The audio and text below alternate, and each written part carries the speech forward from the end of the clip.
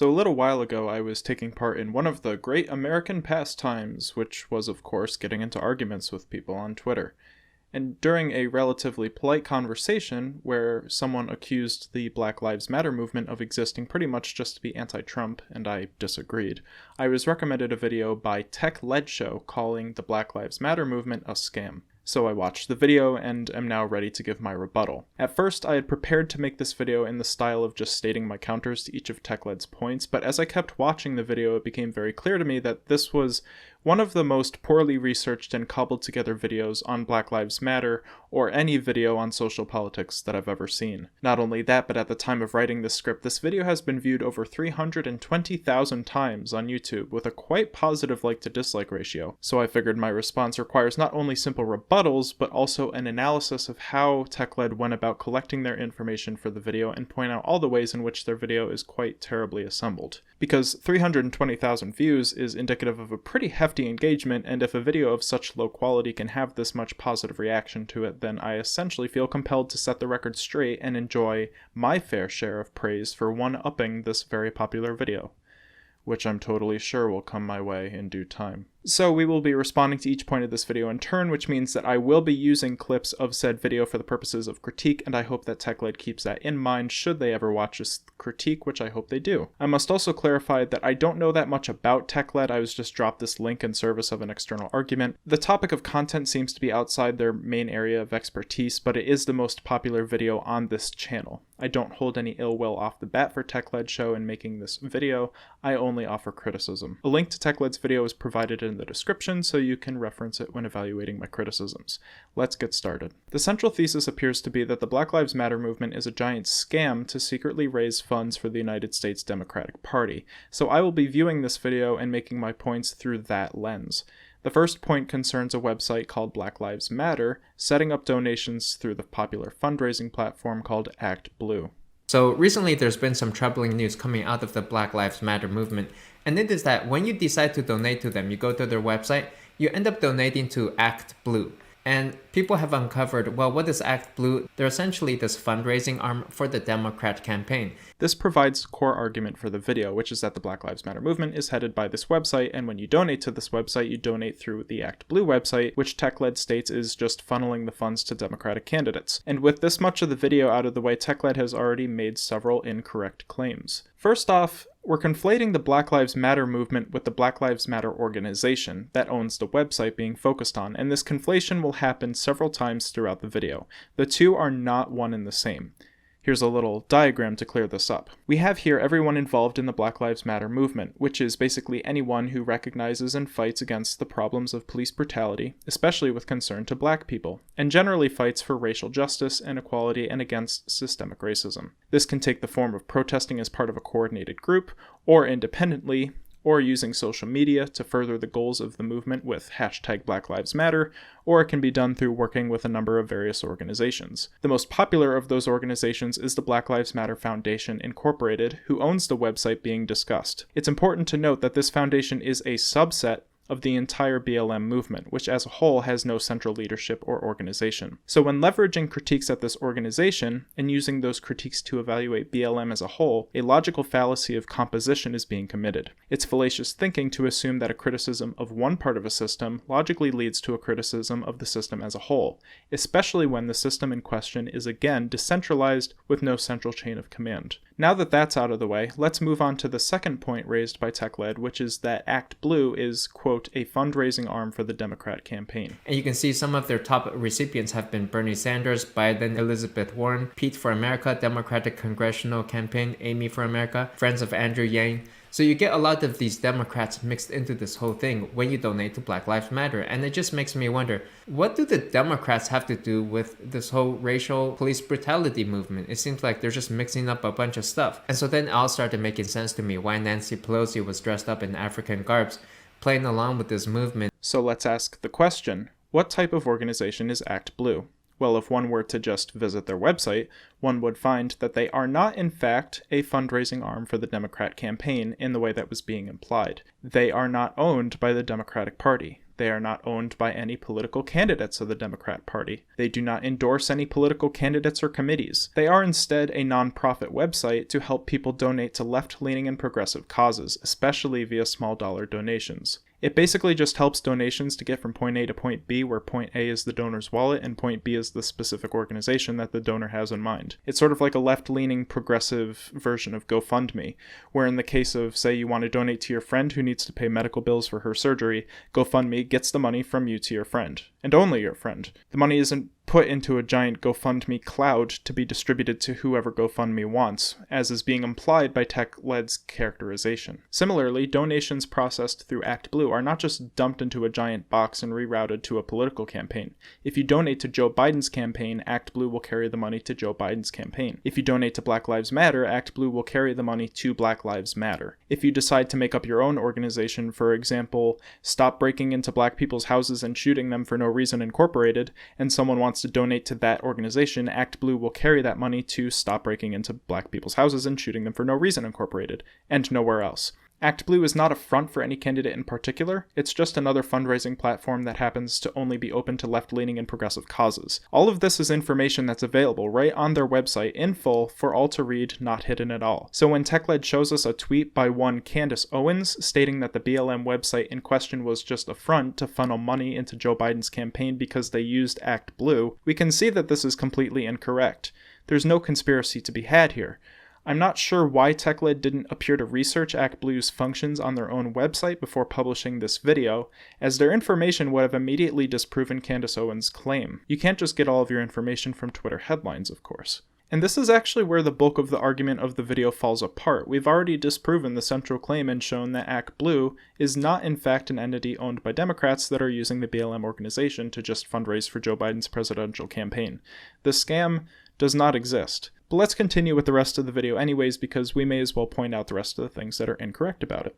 And if you think about it, it is an election year after all, so isn't it strange that the timing just so happens to be that it seems like every time Black Lives Matter comes up, the last time was around 2016, it always seems to be this election year.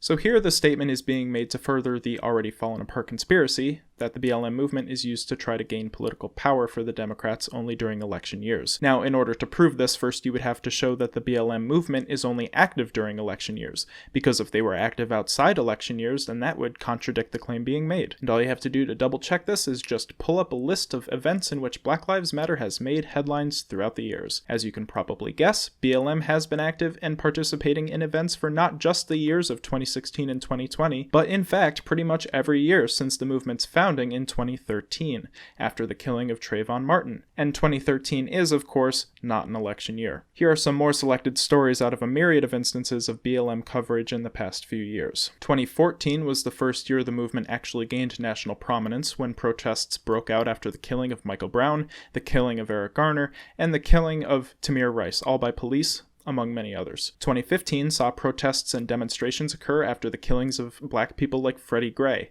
which led to the Baltimore protests of 2015. Also in 2015, protests happened after the white supremacist neo-Nazi Dylan Roof shot and killed 9 black members of a church in Charleston, South Carolina, in an attempt to start a race war. In 2017, white supremacists and neo-Nazis gathered in Charlottesville, West Virginia as part of the Unite the Right rally and engaged with Black Lives Matter protesters, which led to one BLM protester being killed and 35 people total injured after a rally-goer drove his car into the BLM protesters. 2017 also saw pushback from BLM against then-Attorney General Jeff Sessions after he released a report targeting BLM as part of an umbrella group of, quote, Black identity extremists, which sought to label BLM a terrorist organization. So right off the bat, it's clear that BLM is not a movement that is only used during important election cycles. And none of these instances were very hard to find. All you had to do was look for instances in which BLM was covered in the media, just in general. The BLM Wikipedia page has plenty of examples right there, and these were all headlined events in their respective years. Therefore, the conspiracy thinking that TechLead is exhibiting here is not needed and simply wrong. And I don't understand where it came from either, whether it be from just an extreme amount of ignorance or if it's in service of trying to push the larger conspiracy at hand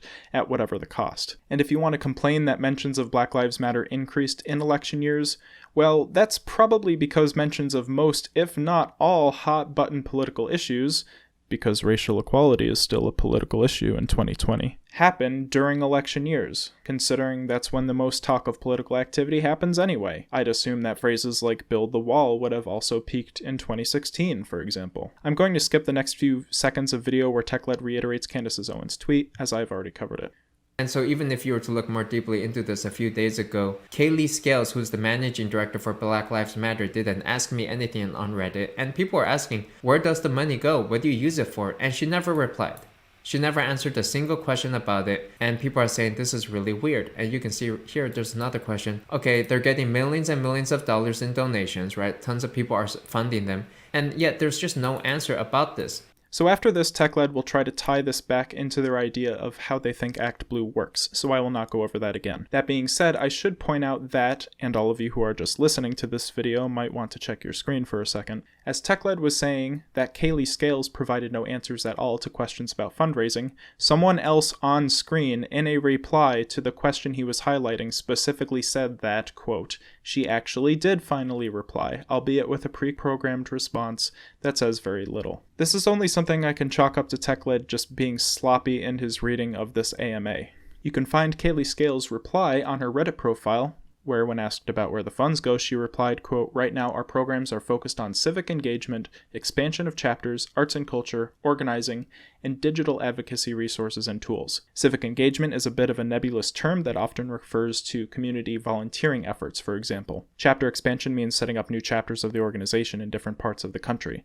Arts and culture is pretty obvious, I think, and so is organizing and digital advocacy resource tools.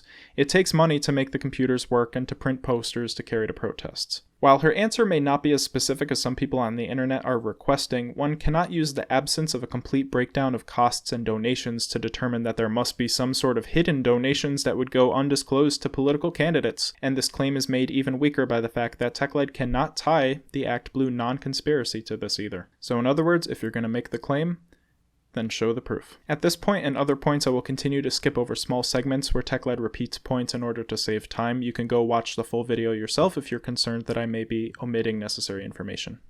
And the Black Lives Matter website, by the way, people have figured out that it's not even a registered 501c3 nonprofit. They're a private corporation. It's not a charity. I don't think anyone ever claimed that Black Lives Matter Incorporated was not a private corporation. Kaylee Scales even included the incorporated tag in her Reddit AMA, so it's not like they were ever posing as a charity of some sort. Their financial status is public knowledge. Moreover, the corporation has entered into a fiscal sponsorship with a 501c3 organization called Thousand Currents, which oversees their legal and administrative proceedings.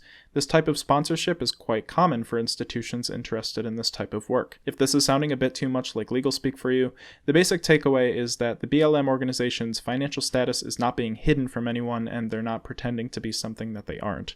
So there's really nothing to talk about here. TechLead is now going to discuss their personal view of politics. And so I want to take a moment here to clarify my political stance, which is that I am neither Republican nor Democrat. I don't even care. I don't vote. I'm more nihilistic, actually. I'm like chaotic neutral. Keep this in mind as you pay attention to the sources that TechLead brings up over the course of this video, as a supposed neutral arbiter. Rather than even looking at very many primary sources for the information being discussed, TechLead instead has referenced or will reference a tweet by Candace Owens who, one can look up her political positions whenever they want and find a wealth of information if you somehow aren't aware of her already.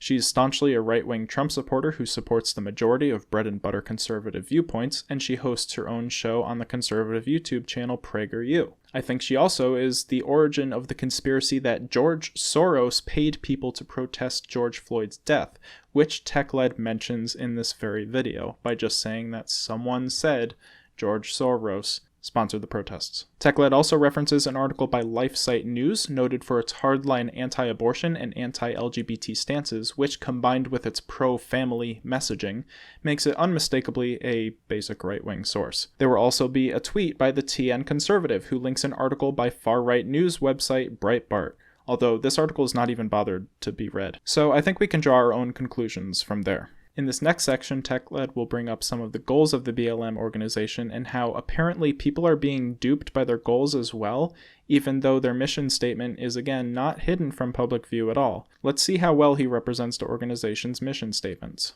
Now, As I was taking a look at this whole Black Lives Matter website, I also saw that if you check out their What We Believe section, there's so many other issues that are being mixed into this. So for example, people say that this movement is against fathers, against traditional families. On their website, they say we disrupt the Western prescribed nuclear family structure by supporting each other as extended families and villages that collectively care for one another, especially our children, to the degree that mothers and parents are comfortable. Well, nowhere in this sentence does it say father. In fact, they seem to intentionally exclude that word as if you don't really need fathers in society anymore. So there are a few problems here. First off, it's a bit strange that TechLead is deciding to pull quotes from this article when moments ago they demonstrated they had located the mission statement itself right on the website. So why rely on another article that may paraphrase or misquote the website when you can just read it off the original website? And to show that this is a problem, the LifeSite article itself actually does misstep a tiny bit. Now keep in mind, this is LifeSite, which leads with the subtitle of their article, "Many are surprised to discover BLM's anti-family manifesto." So it's clear the site is biased in favor of trying to preserve the nuclear family at all costs. Basically, you might not have noticed this, but the article implied that the section concerning reproductive justice was also written on the What We Believe page.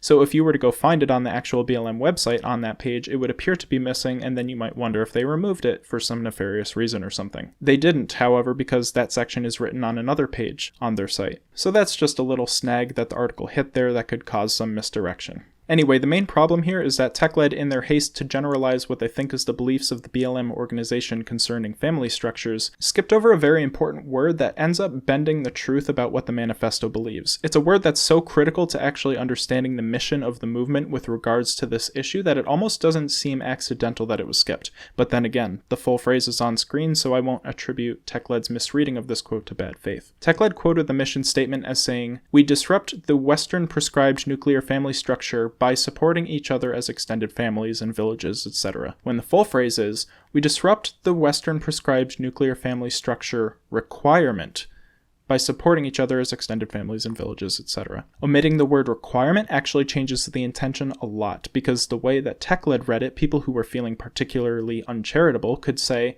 that this proves that BLM is just out to destroy families and get rid of the mom, dad, 2 kids model for everyone, as if there's a tangible war on families that they're waging. And I can tell that TechLead has some concern that this is what BLM is trying to do to an extent, given his concerns about where men and fathers fit into BLM's plans. But adding the word requirement changes the meaning substantially. Let me suggest an alternative explanation, which I'd be willing to bet would be supported by your average member of the Black Lives Matter movement, though I could always be wrong or misinformed, and please tell me if I am. There's a bit of a stereotype that many black families in the United States come from, quote, broken homes, namely homes without a father. This is due to a wide variety of conditions and socioeconomic causes that essentially influence black fathers to commit more crime, which keeps them away from their kids as they're arrested more often. There are also problems with trying to get fathers to care for their kids more in the first place by sharing emotional bonds with them as mothers do, because this practice is not often seen as a manly behavior. So since any decent person would realize that if fathers aren't available in the home, kids still need to grow up in a nurturing family,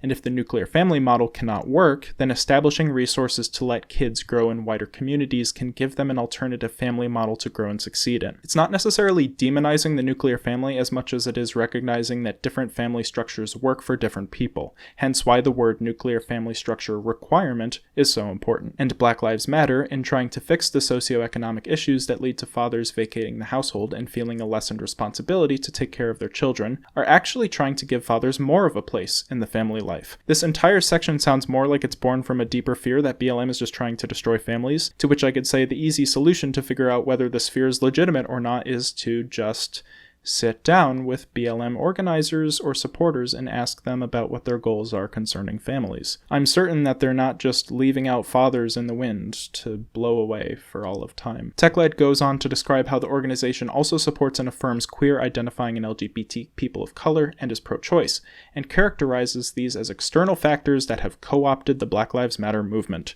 There are a number of problems with this characterization. First off, as we started off the video saying, there is a difference between the organization and the movement. So even if this organization was being co-opted to the most nefarious ends by whatever means, this reasoning doesn't logically lead to necessary encouragement of people to just drop the entire movement as a whole. Second off, this organization was never co-opted by these other political positions because these political positions have always been a part of this organization's goals. This organization recognizes that in order to reach out to as many Black people as possible to help and protect, they need to be as inclusive as possible, and that means not turning people away on the basis of sexual orientation or whether or not they're pro-choice. And third of all, if you have the faintest idea of how politics works, progressive people that support Black Lives Matter, the organization and the movement, are much more likely to support other progressive causes, such as women's liberation and gay liberation anyways. And as always, if you were looking to donate to this organization but weren't a big fan of gay rights yourself, you could always just check their About page, which is available to everyone to see, not hidden or anything, before you decide whether or not to donate the money. But now I think I'm repeating myself a couple of times. Now, we're about halfway through TechLead's video, but I'm actually going to stop right about here because the rest of the video contains points that are actually pretty much completely irrelevant to the original topic brought up on whether or not BLM is a scam. TechLead shows an instance of a statue being torn down that ended up injuring a protester and implies that because of this, the BLM movement deserves not to be supported as a whole, based on the actions of a minority of protests that have turned violent, which is again using a small part to characterize a whole, which is fallacious thinking. Here's a shortcut for anyone who's wondering. If you say you want to support the work that Black Lives Matter does and agree that racism and police brutality are problems that need to be fixed, but you're willing to drop all your support and activism over riots that make up a vast minority of total protests that have been happening recently, especially after knowing that the protests aren't decentralized like the rest of the movement, it doesn't sound like you were that on board with the fight for racial equality to begin with if you're looking for any excuse you can to not support it. TechLead also shares a story about a professor that was fired for being racially insensitive towards some students in Minneapolis, asking for a final exam date to be pushed back in consideration of the short time frame between the exam and the brutal killing of George Floyd. And if I feel compelled to, I'll write out in a comment below why TechLead missed the entire point of what the article was saying. And finally, TechLead talks about how they are similarly being called racist and insensitive for an issue that I'm unaware of, but I can also explain how it's more than a little racist and insensitive to say something along the lines of, quote, "Black people have it good because they have the NBA." Although I'm sure more details are needed before I can make a full assessment on that, so please let me know about that situation in the comments below. I'll also point out that TechLead's assertion that Candace Owens doesn't deserve to be attacked and criticized for, quote, just asking questions about the BLM protests kind of falls on deaf ears when we've already seen towards the beginning of the video that she was making very assertive statements on the nature of the protests, actually twice with the mess that was the Act Blue non-controversy and also putting out the conspiracy theory that George Soros was funding the entire thing. So that's just wrong and a rather pathetic defense of Candace Owens here. And that's about all I have for this video, and this has gone on a bit longer than I hoped, as I expected. To wrap up, what did we learn today?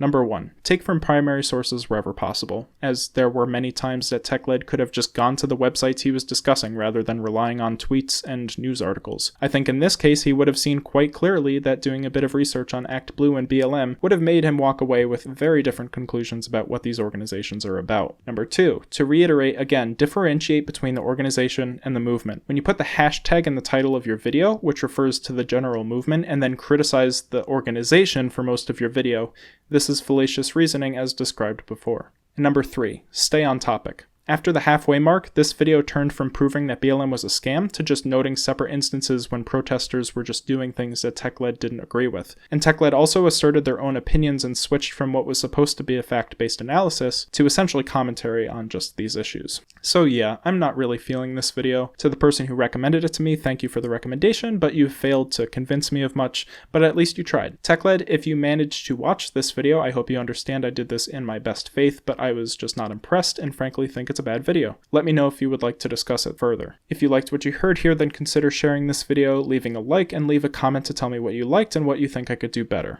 Let's see how many of those original videos views we can catch up to so people can have a balanced outlook on this hot take. I also know this is kind of an old story by the point this video releases. This conspiracy has been dead in the water for about a month now, I think, but I still think it's worth it because it provides a good test run to see how I may approach politics on this channel in the future. So thanks for sticking around, and I will see you in another video.